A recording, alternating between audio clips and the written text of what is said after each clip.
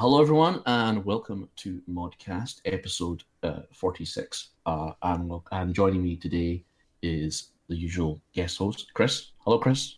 How's it going? Okay, cool. And our special guest today is one Skinnytecboy. Hey, Skinny, how are you? I'm sorry. Could you just do that again? Okay. Maybe a bit more passion. Yeah. Announce his long list of mods. Yeah. Author. No. Wowbagger. No, just a bit more exciting. Let's. Okay. That was exciting as I can get. Can you hear me rolling out my red carpet? Let me give you a picture. Okay, you're by a farm. You're looking out to the hill. The sun is setting. All of a sudden, you see the silhouette of somebody you know. Yeah. You think it's John Wayne? No, it's Skinnytecboy. Okay, so you're by your farm. You're smoking your clay pipe. It drops out your hand in surprise. You stand up and you say, "It's Skinnytecboy." It's Skinnytecboy. Okay. Well, so let's do it again. For your sake, I'll repeat it. Okay. Okay. All right. Hello, everyone, and welcome to Modcast. Joining me today is Kris Takahashi. Hello, Kris. Say hello. Hey. And our special guest today is the one and only Skinnytecboy. How's that? Hello. And I added a clap to it. You weren't going with me there. I wasn't feeling the emotion of the cinematography. Right. Did you hear that also? I am in a house with other people, so... right. I do apologize. Skinnytecboy, not to be confused with John Wayne. Yes. Especially in the bedroom department. If I can have an affair. So let me bring up my research here, which is your user files. And that's my only research currently. What made you come up with the idea of Bucket Man? Skinnytecboy? Bucket Man? Oh, yeah. Gosh. Bucket Man is actually from Wowbagger. Okay. I'll tell you why, because I came up with the idea of I wanted to prove a point that you could make something that doesn't need language. It doesn't need to speak and communicate in any given language. So it was a test, if you like. So I literally spent a day recording, mumbling down a long cardboard tube, and then cut it all up. And the idea of the bucket was just an obvious solution. And I must add, since I've made him, obviously, when you make a creation, I'm sure you do this yourself. You occasionally look on the internet to see how it's doing. And I've sort of like searched Skyrim, Bucket Man, and I found that loads of people have done Bucket Men, and I'm not the only one. And I thought it was an original idea, but obviously it's a collective consciousness idea, isn't it? I think so. People do like putting buckets on people's heads in Skyrim. Yeah, so it's a natural evolution, isn't it, to make a character with an actual bucket on his head. Yes. But in all seriousness, he was made basically just to prove a point, and he's part of the Wowbagger mod. And then someone asked me, a few people asked me, could you make him into a standalone? And it literally took me 2 days just to make him into a standalone, and it was very easy to do. I'd rather talk about Wowbagger. Well, we should start from the beginning. How did you get into mods, right? How did I? What's your origin story? We need to know, what happened. Were you in the cave with Iron Man? Who came before Bucket Man? Tell us about Skinnytecboy, Bucket Man's creator. Why you got into mods in the first place? Because oh gosh, yeah. Well, okay, let's go back to the Dark Ages, the times of Morrowind. No, I actually started creating mods. I started around about 2012, and the creation kit website wiki, it has that quest tutorial that you have to follow, where you have to create this character. The Bendu Olo yes, Mr. Quest. Bendu Olo, yeah. Yeah, I basically followed that. I thought, I'll give this a go. It seems like a bit of fun. But then I started coming up with my own idea about it. So rather than you having to go retrieve a necklace, I thought you have to go and retrieve his hot pants. And then I came up with the concept that once you give him the hot pants, it summons a flame warrior who basically burns him to death. And that was his hot date that he was basically looking forward to with his hot pants. Nice. That actually was the birth of Benjamin Dune and Carry On Skyrim. Now, you'll know this. Richard, because obviously Benjamin Doon and Phil McCafferty, it's a sort of stereotypical racist Scottish sort of joke, isn't it? And that's where the name comes from. And a lot of people don't realise that I'm saying Benjamin Doon and Phil Right. Right. I have no idea So what you're talking about, but never mind. Don't you? No. Ben Doon. Ben Doon. Yeah. Right. Yeah. You get it? Okay. It's an old gag. But basically, that was the birth of Carry On Skyrim, which is the idea of these two characters. And I wrote probably 3 chapters of a quest. There's 4.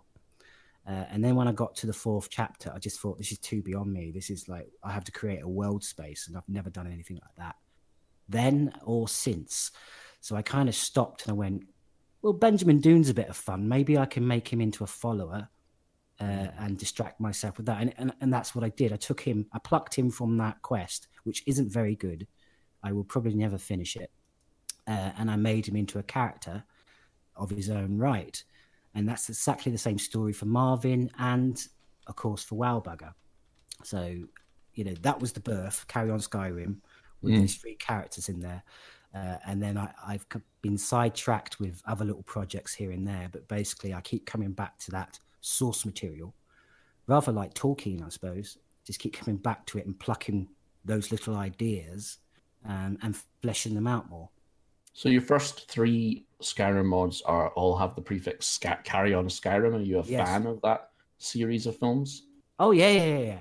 My childhood, big Carry On fan. I would not in the way that most people might think. I mean, I like the old ones, like Carry On Cleo, Carry On Henry, and all that, and Up the Khyber. I don't like the 70s ones where they start going camping, or the Carry On Emmanuel was a bit of a letdown. I like the old classic 1960s Carry On films where it's not as smutty as the later ones. Do you not think they should all be sent to the garbage heap where they belong? No. I think it's part of the era, part of the time. I suppose, yeah. I think it's. I don't think we can cast today's judgment fairly on what people felt and did, years ago. To a certain degree, let's not get into the subject of Operation U-Tree or anything like that, but basically, to a certain degree, we some things are off a time, aren't they? Well, let's not go too deep into that. So it's like you kind of wanted to bring that humor into Skyrim, that kind of, I don't know what to call it. Silliness. Yeah, I'm Silly, not familiar with Carry On, but I know the mods that you make, and immersion is not really something you concern yourself with. It's more of what's fun. Absolutely not. I was just going to say no, because immersion is a big stickler, isn't it? It's like, Gopher said it once, and it's become like the tagline for like, this mod is serious, immersive trousers, and it's like, and you must have it because it's immersive. It means it's serious. God, anything you do in a game is immersive, is it not? Otherwise, you're not playing the game. That's true. So sure. It's like a film, innit? It's like you can't just have what you're watching Spider-Man and then like it turns into a Carry On film. I suppose that might make it better, but you can't just have something completely thematically opposite. Someone might argue that they might just go, well, I don't want Marpin or Dune in my game because I want this but this that's more lore friendly waifu in my game. That's more lore friendly, right? I mean, immersion, the word immersive means just you're immersed into the product. It doesn't necessarily have to be lore friendly to be immersive. Those are not two mutually exclusive terms. Exactly. You can watch a bad film and hate it, like In the Name of the King with Jason Statham and Burt Reynolds as the king, set in medieval times. Already it's a bad film just by describing it there. Even though you're watching every second of it, hating it, you're still immersed in it because you're still like, you're there, it's taking your attention, and that's immersion, is it not? I suppose. You could have lots of drama in movies that are not immersive that make you want to switch it off. Yeah. And there's movies that make you, even though you hate them, you just carry on watching them because you are technically immersed in that moment. It's unavoidable. So immersion for me, it's just like I can't stand it when I see these words immersion like saying that it's a better mod. I also can't stand the word rustic. What the fuck does that mean? Rustic. Yeah. It just, to me, it means some sort of like village pub in the middle of nowhere. Now that's rustic because they've got no electricity. But like, there is a hint of elitism in that word, immersive. Yeah. I just figure it's like a bunch of purples and browns. They've just turned your, generic textures into a lot of purples and browns, and there you go. Rustic, you mean? Yeah. Yeah, earthy, and earthy colors. Yeah, but all the same, it's just as bad as immersive. Speaking of immersive mods, Wowbagger, which you mentioned before, is like your big quest mod. Super immersive, has an all-star guest cast, including myself. I voiced. It does, yeah. A fortune teller. I forgot what his name was exactly. Mysterio, yeah. Mysterio. So tell us how that came to be. How did you get this all-star cast of modders? How did the idea get conceived? Everything start from the beginning. Oh, from the beginning. Here we go then. Okay, so those of us that frequent the General Mod Authors Forum may recall the issue of Mod Picker.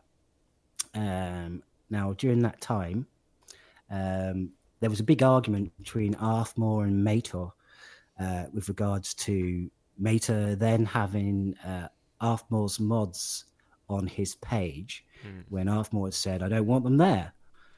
And then someone had sort of like compared that to Mater wanting to use Arthmore's prized pony for his own gain, basically to have his prize pony on his site so that everyone would come to look at his site, but actually Arthmore didn't want his prized pony to be on that site. And I think it was Mage RG or RG Mage, I can't remember, but he basically summarized the whole conversation at the end of the last page of the forum into this story about Mater and Arthmore complaining about a prize pony. And that basically spawned the idea of what if let's face it, two of the greatest modders in history basically were so distracted by their own argument about a pony that whilst they were distracted, all the game bugs started creeping back into the game. And that was the initial idea of Wowbagger, to kind of go, the idea that the fourth wall has been broken and reality is broken down and game bugs have snuck in. And you don't know why it's happening at first, but by the end you realise it's because of Arthmore and Mater arguing.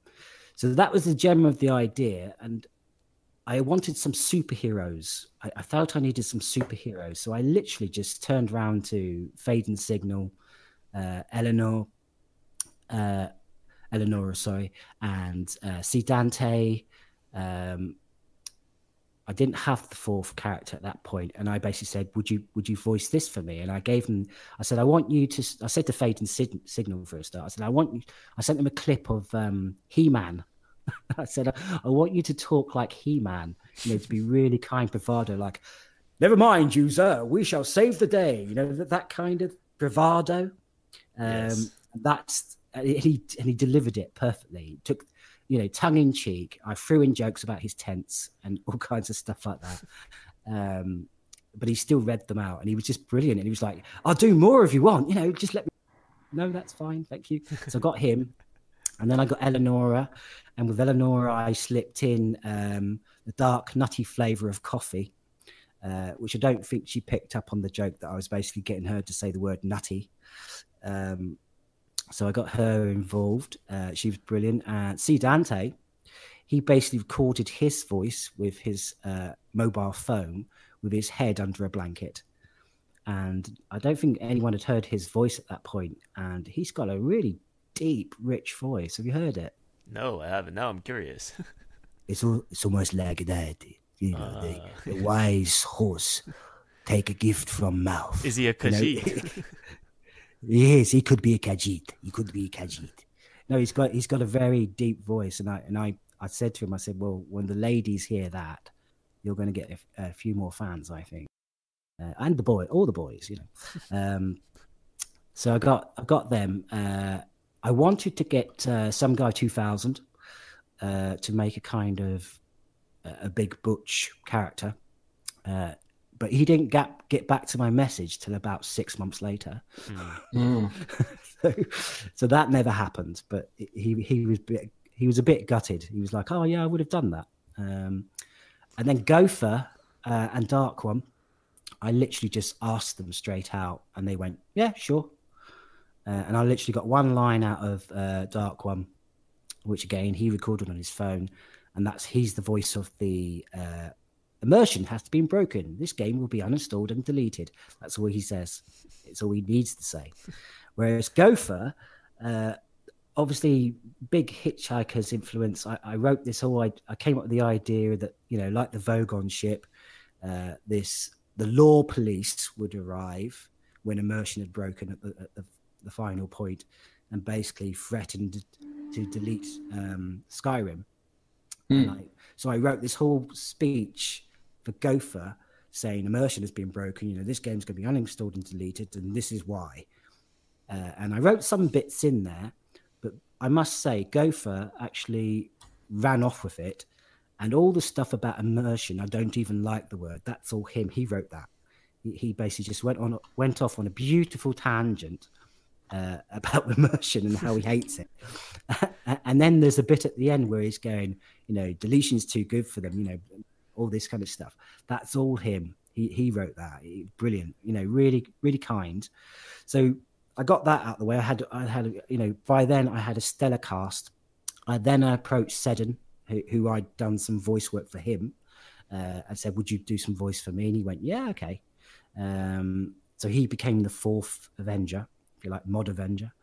And then where did it go? So yeah, and then basically I had this, and then I got onto Eleonora's Discord channel, and I just threw out a few more invites. It was basically like, okay, I've got this big cast.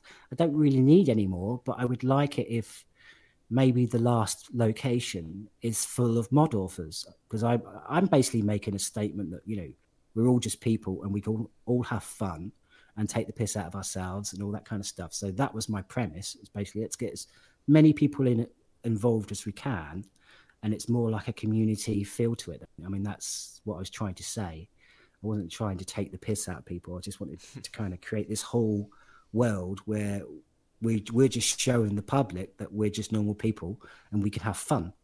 And that was the genesis. It didn't quite work out. I didn't get as many people as I wanted. Chris, I got you. Thank you. No problem. I got Cesare. That was very kind of her. I almost got a couple of other people, but they declined once I said that I wanted them to play bearded ladies. You didn't even send me an invite to join the mod. Well, I'd lost contact with you since Skype. To be honest, I don't even load up Skype anymore. It's so much memory. These are lies. We're on 4 same Discord servers. Well, we are now. We weren't I'm then. just mad that you didn't ask me to play a bearded lady, because I think I would have made a good bearded lady. There's still time. I can make a standalone bearded lady mod. Full disclosure, I can't grow a beard because I'm Asian. You can't restrain my anger. I'm utterly seething that I wasn't in Wowbagger and the fourth wall. Well, you could. I could have been a star. I could have been a star. Did you ever ask Arthmore?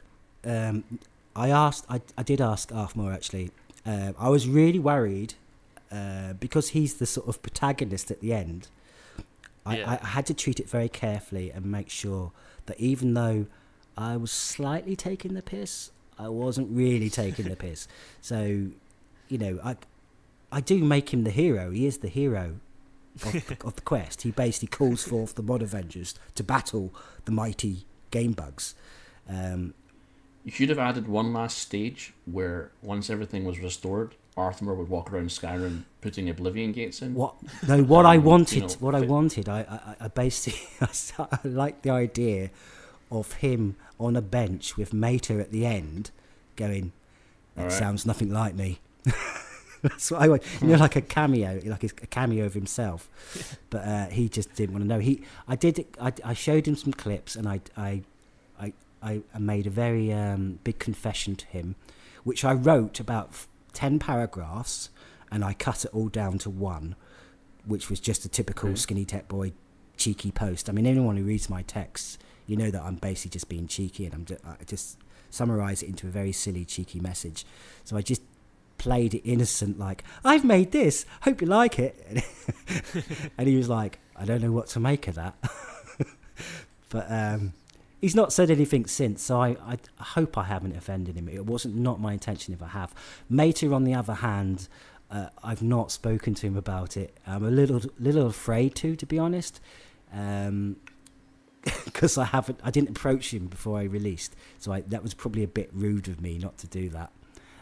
In retrospect, I should have approached him too and said, look, I've done this. It's not an attack. It's basically me, you know, celebrating the modern community, you know. See, if I did it, I would just make fun of everyone just as much as possible. Well, you also have to make fun of yourself, because if you don't make fun of yourself... Yeah, I would make fun of myself. So if I was doing it, like, there'd be like lots of rad roaches crawling around me to signify all the bugs in my mods. and then I would do one of Flanarn, where he's basically sitting in an incompleted world space and telling everyone this is going to be finished soon.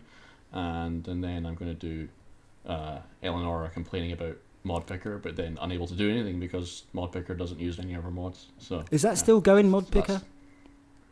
No, it was a new thing. Oh, mod drop. Mod drop. Yeah, I nearly put a reference to that in Wowbagger. I was going to do like a chest full of disused mods, and then you basically open it, and there was a note from Modpicker saying thanks. What do you think of things like mod drop and Modpicker? Are you a fan? Do you think that's more convenient for users to put all their mods in one mod pack? I don't get it. I think that obviously we all know that there's going to be compatibility issues, but if people can work that out. Right. Me personally, I get a lot of requests to port my mods to other sites, and I usually say no. I feel a strange kind of loyalty to the Nexus. Sometimes I don't understand why, because it's just probably the first site I used. But I also think, you know, I've learnt so much from other authors, from the Nexus, from the forums. I do feel. I'm going to rephrase that. I do feel loyal to Nexus in regards to the mods that I've created, and if it doesn't affect them, then I don't mind. So if it's like somebody wants to do a translation and they want to host the ESP on their site, and that's fine. But you know, I feel a kind of loyalty to Nexus, and I don't really, with regards to PC anyway. I mean, we can get into BethNet and Xbox and stuff like that, but that's a different kettle of fish, really. But in regards to PC modding, I kind of feel allegiance to the Nexus. Yeah, I'd say the same. I get a lot of messages from Russians and Chinese about translating my mods. I got asked for to translate Bucketman. Oh wow! Honestly. So it was for a French site, so I ended up writing this. I used Google Translate, and I ended up writing this whole story about a man standing on a hill looking over at the village below, and the people of the village coming up to talk to him, to ask him why he stood on the hill. But when he spoke, they couldn't understand him because he had a bucket on his head. And I translated that to French, of course. Maybe in France the buckets are different, so it's kind of like bread. You have a baguette man. If it was a bread man, you would have a loaf of bread for the American version, and then you translate it to French, it'd be a baguette. Yeah, baguette man. Yeah, but it's silly. That's one you can't translate, really. I mean, okay, you could translate the quest objectives and stuff, but I just think he's just a silly little mod. No, you can't have him. What do you want him for? He's stupid. Chris, have you ever received a translation request? Oh yeah, I just say yes to all of my. I don't even pay attention. I just yes, whatever. Well, yours would be a bit of work, wouldn't they? Yours would be a bit. See, it sounds like to me that they only translate the mods with the least words. So like, because it's just too much effort. And yeah. I think with mine, it's more of just a group has decided to work on it. It's like, you know, we have this large group and we're gonna get ready to translate this. Just like 60,000 words, and it's one of those things. I don't know if they'll ever finish or if they have finished or whatnot. I just say yes to everything because I don't even want to deal. Like I don't even care. I just figure it's a way for them to somehow put your mod on another site. Like, it's just, maybe I'm just the most cynical person ever. Yeah, I mean, if they did, I mean, I'm not selling the mod, so it's just, I'm not losing any money if they did. So it's just like, if they want to find a way to try and profit off it, I mean, good luck, because I've tried. It's not working. So. Yes, but now you are, because we now have the Nexus donation system. See, and that's one of the reasons why I do think people should be loyal to Nexus, because they've made an effort to give a percentage to the mod authors, and I mean, so that is the kind of thing that buys loyalty. Yeah. Skinny, what's your Nexus donation nest egg? Is it building up? Is it accumulating? Do you feel my DP, my donation points. Your DP, 0. yes. I'm a big fan. But see, it's not the amount, it's the principle. Yeah, that's what I always say. I think you're right. It's the principle. I'm having a look now, actually. Hang on, you carry on talking. The principle. So sure, okay. Yeah, I mean, that's like my whole thing is that it's just like these other sites, Mod Picker, Mod Drop, or whatever.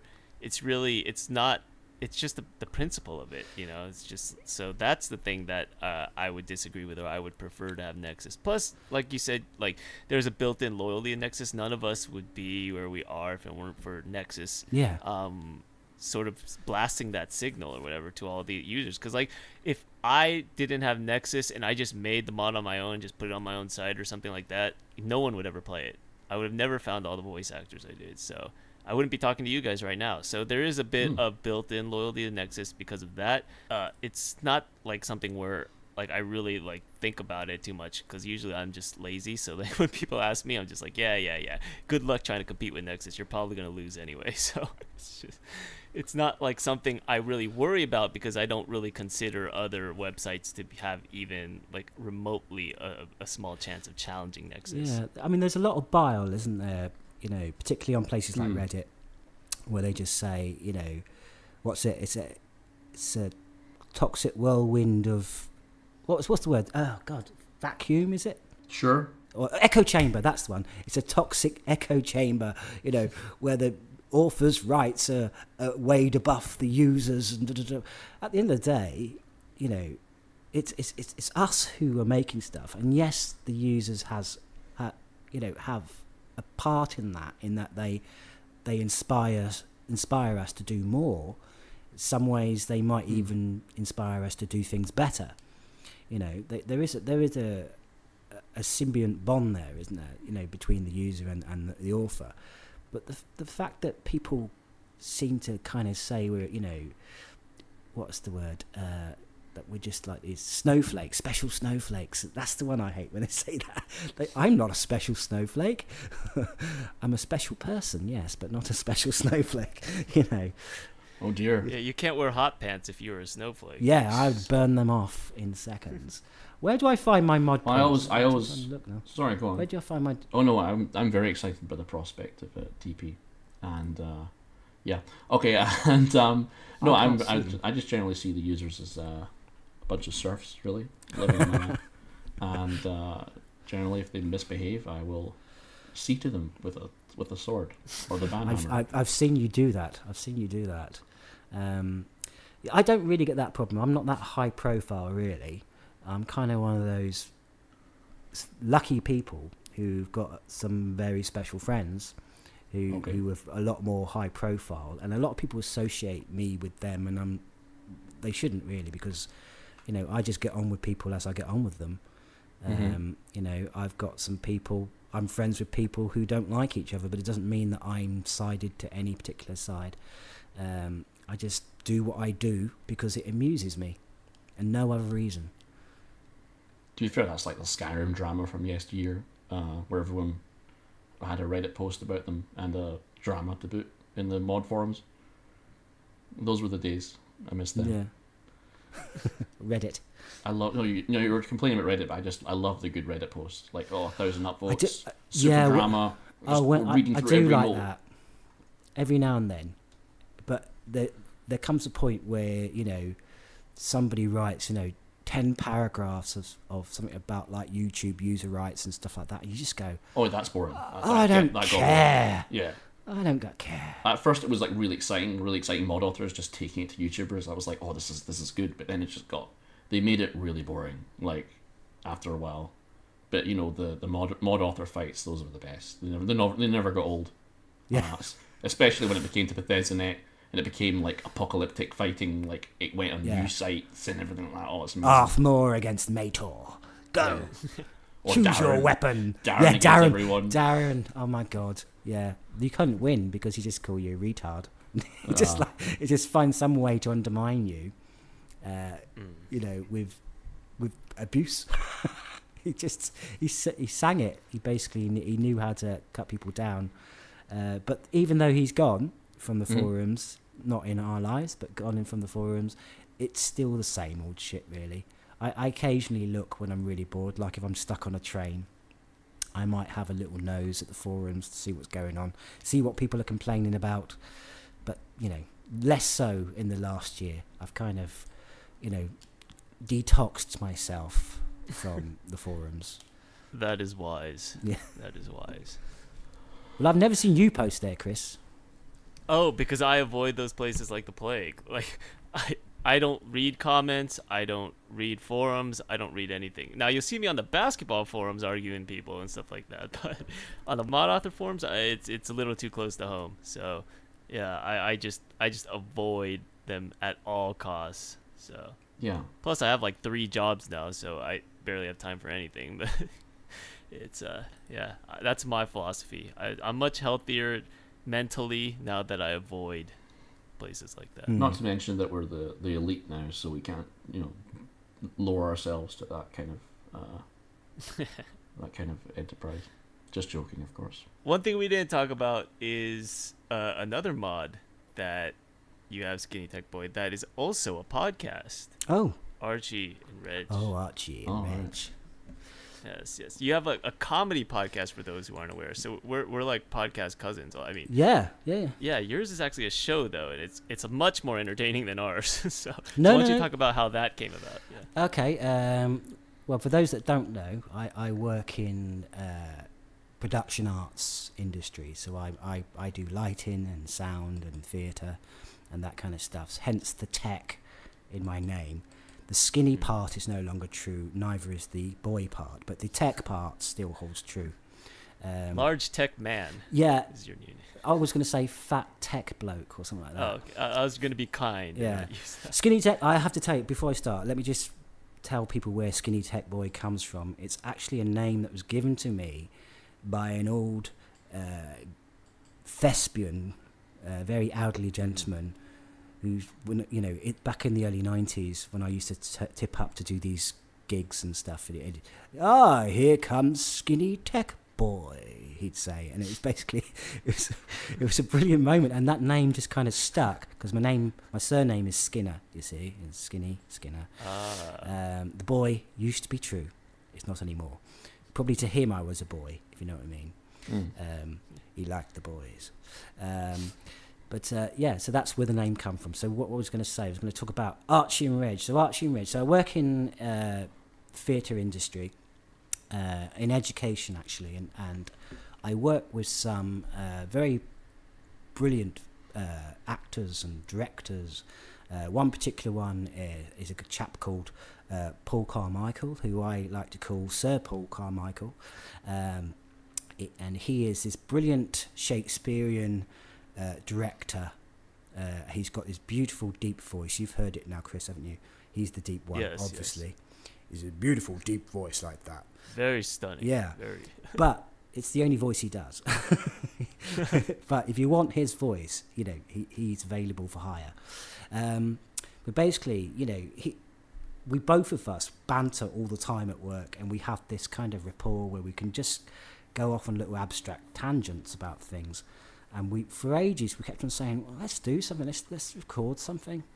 And then basically last summer, so summer 2017, we had a couple of hours to spare during maintenance. I was doing maintenance, he was doing paperwork, and we just went, fuck it, let's do something. And we basically hid in a studio with my laptop and 2 microphones, and we basically just ad-libbed. And we created some stuff that was crap, but out of that came about 6-8 episodes of Archie and Reg, we basically created these two old characters. Now, in my head, I sort of saw the guy from the Fast Show. You know, I was very drunk at the time. I sort of saw a character like that. But in his head, you know, he was seeing like Derek and Clive and that kind of stuff. But that was the starting point. But it grew into its own thing. So it's basically these two old gentlemen just basically talking shit about, you know, sometimes, you know, quite cliche, but sometimes just beautifully abstract. You know, one where we went off a tangent about him having a love affair with Barbara Cartland and running her over in a car, and it was just, you know, where's this stuff come from? I don't know. So we did that, and then we forgot about it. I gave him the recordings. He then cut it up and made some episodes, and he played it to me in December and went, "Listen to this. I've done this with this. Shall we release it as a podcast?" And listen to them. And he had put music, an intro and outro. He'd edited out some of the mistakes, but it was still basically, you know, still improv. And then it was just basically so funny and so amazing. It was nice to have forgotten about it and hear it again. And I was like, yes, brilliant. So we basically then decided, let's do another recording session. So we did another 2 recording sessions after that one.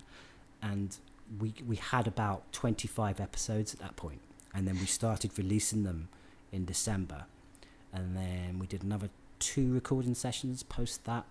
And we've ended up now with 50 episodes of these 2 abstract characters who just sit in this kind of club, this gentleman's club.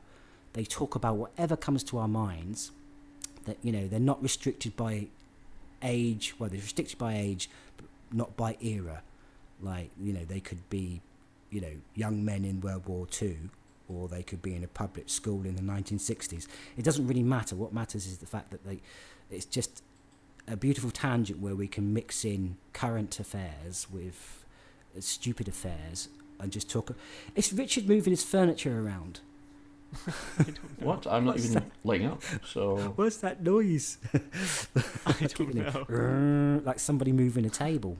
Oh no, there's a jet engine in here, so anyway, that's what happened. So yeah, that was where they came from. So they've kind of shot off on their own, and I think we've now got 10,000 subscribers. Wow. Yeah. Wow. According to him, I don't. He has access to the iTunes. I don't. So I just do the. I don't sound doubt side. It because it was hilarious. No, thank you. Because I listened to a few episodes and they're great. So I don't doubt it. I think it's going to be a big thing. Well, we're working on series 2. We've just written a script and we've recorded 6 episodes of it. So we're still going to stick to the improv episodes, but in between we're going to have a serial of young Archie and Reg, where we talk like that, where we're very young and we're in a proper public schoolboy kind of gripping yarn kind of thing, adventure detectives and all that.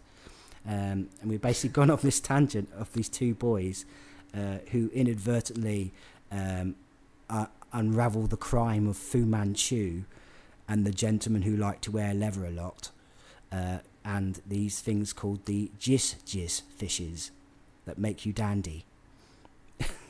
That's all I can tell you. You'd have to hear it. But basically, we've written it out. We've written 6 episodes so far, so it's probably going to be 12 episodes. It's been great fun writing that together. So, yeah. Archie this is actually the first I've heard of it. I might give it a listen. Sounds good. Oh, I hope you like it. Yeah, we'll put the links in the description, so anybody who's interested... Yes, if you want to listen to it, we'll put the links in the description. Okay. So, aside from modding, do you play games much these days, or is there a particular game, your genre, that you are interested in? That's the thing, isn't it? Now, you know the answer to this, because if you're a modder, you don't really get to play games, because you're too busy testing the bloody things. Now, this is God's truth, right? I didn't play Fallout 4, even though I've made 3 mods, is it? 3 mods for Fallout 4. I only actually played the game in January this year. Oh, wow. And I haven't even finished, I haven't touched Far Harbor yet. I've got it. I'm going to play it. But it's just, I have to put these things aside. I have to go right up. So I think I said to Mempha, who's like my kick up the arse boss with modding. She basically is my, what's the word? Mentor? Not a mentor. No, she doesn't teach me anything. She doesn't know anything. No, she's more like she's my morale officer. She basically say, "Come on, get this done," or I start coming up with ideas about things, and she'll say, "You've got Wowbagger to finish." You know, she'd remind me that we're on a kind of a schedule. But anyway, yeah. So it got to Christmas, and I went, "Mentha, I'm having January off. I'm not going to do Wowbagger. I'm going to play some games." And she was like, "Yeah, whatever." No, I'm serious. I'm going to play some games. Yeah, okay. No, I am, and I did. And then I actually finished Fallout, and then I got Wowbagger out of the way, and then I said, "Mentha, I'm going to play a game." Yeah, okay, whatever. I'm going to play, and then Steam had its sale, and I haven't played Witcher 2 or Witcher 3 yet, so because they were so dirt cheap, I think like Witcher 3 was 13 quid and Witcher 2 was like £2 on Steam, and I just thought, gotta have it. So I downloaded and started playing Witcher 2, and I've got up to the first boss, and that's as far as I've got, because then I've gone, I've got to go back to modding now and finish this thing off, and and it's just so time consuming, isn't it? It's like, you know, one little edit in a script or in an objective or in an object, you've got to go back to a point and test it from that point again and again and again. And it's just, you know, you're talking 15 minutes just to get back to where you were. So that's from loading the game up. So it takes a long time to mod. I don't think the mod I'm currently understand working that. on takes 45 minutes to fully test it. So that's really annoying. Oh, it's exhausting as hell. Yeah. And sometimes I don't even load the game without bat files, so I literally have to type, you know, a novel in the console to get stuff working. Where, you know, if you just typed a bat file in, which like bat do this, then that tends to do things a lot quicker. But yes, I know what you mean. I don't even know what Far Harbor's about. You know, it came out like, I don't know, 2 years ago, and I still haven't played it. I mean, there was a time where I would play every Fallout DLC upon release. Like, I'd be waiting till midnight to play it, and then I'm like, oh yeah. And then I would play it like through in 4 hours. But ever since I started modding, I don't know what half the Fallout 4 DLCs are about, let alone, you know, how I even touched them. So it's the obsession, isn't it? It's the obsession of oh, hang on, if I just do this, will that work? Oh, let me go back and see. Oh, bugger, it didn't work. But what if I do this? And you know, and it's continual, and I've just got to get that working, and it's obsessive. And I'm just like, I'm planning ahead. I'm just like, I'll wrap up all these mods by September. Oh no, wait, I've got to do this. I'll push up to October, and it's like, will I ever stop doing these things? So, because there's always like stuff to be done. So, yeah, I know exactly what you mean. Yeah, but I like to pretend I like games. So I watch E3 and stuff like that. And I go, oh, that looks good. And I'll play that. And it's like, oh, I'll never play that. I'll never touch it. I do enjoy Fallout. I mean, I loved playing it in January, and I really enjoyed it. I mean, I actually have a laptop now that can run it. I didn't when I first got it. So I really enjoyed playing it. And I don't tell anyone, but I do prefer it to Skyrim. Oh, God.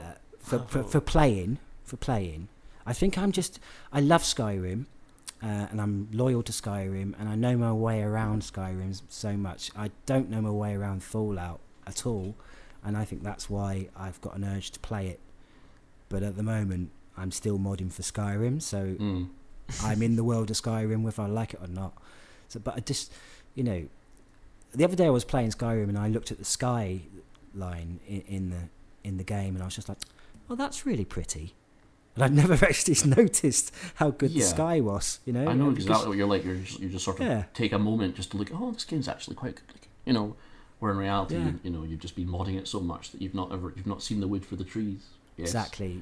You see all the errors and not the wonderful things they do. Like when testing Wowbagger. Now this is how good Bethesda are. When testing Wowbagger, obviously there's a moment where he insults Ulfric Stormcloak. And I had to keep on testing that, making sure it works. Now, Wowbagger would just launch into his scene, irrespective of what Ulfric's doing, because I couldn't have a persistent ref on Ulfric, because otherwise it would mess the game up. Mm-hmm. So I just let him do what he wants to do. And if the timing's right, luckily, you know, it would look pretty good. But I was going up to Ulfric during his big opening scene, because obviously I COC into the game, so into straight to the place, and they will launch their first scene, him and that guy with the bear on his head, which is like a 5-minute scene talking about, you know, the war. And I'd be running up to Ulfric, jumping on tables, clicking on him, talking to him, and he'd react to me like, what is it? You know, that kind of stuff. And then turn back, go straight back into his scene flawlessly. Now, if I did that in any of my mods, I'd break the quest. You know, that's how fine-tuned those scenes are. There is a flag that you have to check. Interruptible. Yeah. Basically, there's a pause on dialogue, or like if dialogue will break it, and if you click the flag, then the scene will just pause when they engage in dialogue, and it will continue. Is that the interruptible one, you mean? Yeah, it might be interruptible. Or is that actor data, or does Skyrim have that? I think there's another flag that is like it's pause on combat. Oh, I was thinking about combat. So interruptible might be for dialogue. There's also like a pause on combat, so you could actually punch Ulfric in the face, get in a fight, maybe sheathe your weapon, and then he'll go and continue with the scene with Gelmar. So there's like a bunch of flags in the scene. That's immersive. Yeah. So there's like a bunch of flags that really help with scenes that like I had to figure out. I know personally the difficult one is Fallout 3 because none of those flags exist. So scenes don't exist. Yeah, they actually kind of fire scripts and like yell at each other each time. So someone will say a line, fire a script for another person to say a line. So with that, it's so easy to break that you have to account for someone breaking the scene at every point in the dialogue. Like so after the first person says something, set a stage, so if someone breaks the scene there, you can pick right back up. So after the next person says something, set another stage. And so I had to put flags on every piece of dialogue to make sure the integrity of the scenes stayed. So Fallout 3 was a lot tougher to have scenes go. Yeah, I've never modded for Fallout 3. I don't think I could teach myself a different scripting language now. It's just too much. I'm still learning this one. Do you have any mods coming up? Okay, as promised, I will be going back to Fallout. I'm going to finish off Armstrong and Duke. Now, Duke you should know because I think it was Peyton who basically inspired Duke. He had shown one of his mutants on our Skype chat. And I had basically said, I started writing this idea of John Wayne being a mutant, this mutant that thinks he's John Wayne. And that was the inspiration for Armstrong and Duke. Basically, but I turned it around. I basically thought, well, a mutant can't be John Wayne. So I made a character who's like John Wayne, and then I made the mutant more like Tonto. So it works really well, but I want you to know that you and Peyton were basically the inspiration for that. So I'm going back to that. It's already out as a follower mod, but it's very basic. But I've got a quest written for that. And this time I've written it in advance. I'm not going to make it up as I go along, like all my other mods. I've actually written it in advance. It's all kind of ready to roll. So I'm going to go back to that. I've just got some level design to do in that.